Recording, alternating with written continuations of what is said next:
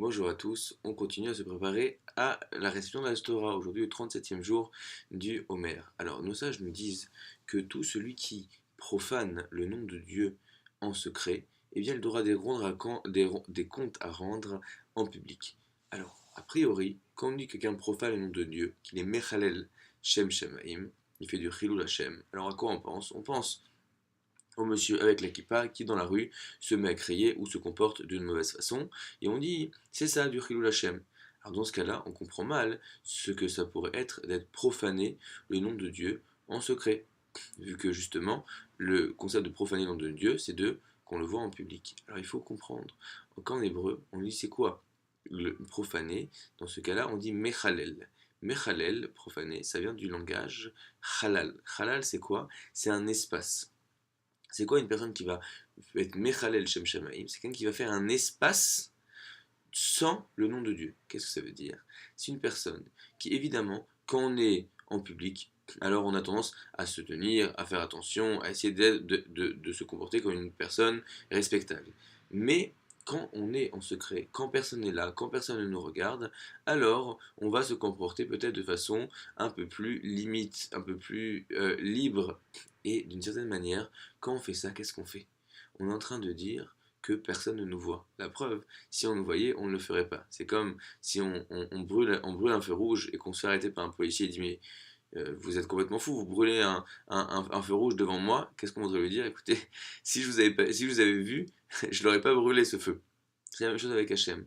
Quand quelqu'un se cache pour faire une faute, quand quelqu'un, quand il est tout seul, se comporte de façon différente que quand il est avec du monde, alors qu'est-ce qu'il prouve? Il prouve que d'une manière, il est comme s'il avait créé un espace en disant là, personne ne me voit et même Dieu n'est pas capable de savoir ce que je fais. Donc il a profané le nom de Dieu, pourquoi? Parce que par son comportement, il a montré qu'il estimait que Dieu n'était pas capable de le voir quand il est seul chez lui et qu'il n'y a personne autour de lui. Alors si on voit que c'est ça, être Mechalel, Shem Shamaim, de faire un espace sans Hachem, alors Mekadesh Shem Shamaim, de sanctifier le nom de Dieu, c'est justement dans un moment où, au fond, personne ne me voit, j'ai pas d'obligation sociale, j'ai pas d'obligation quoi que ce soit, mais c'est moi et moi seul, je vais décider de faire exister Hachem dans ma vie, alors à ce moment-là, on va faire ce qu'on appelle être Mekadesh Shem Shamaim.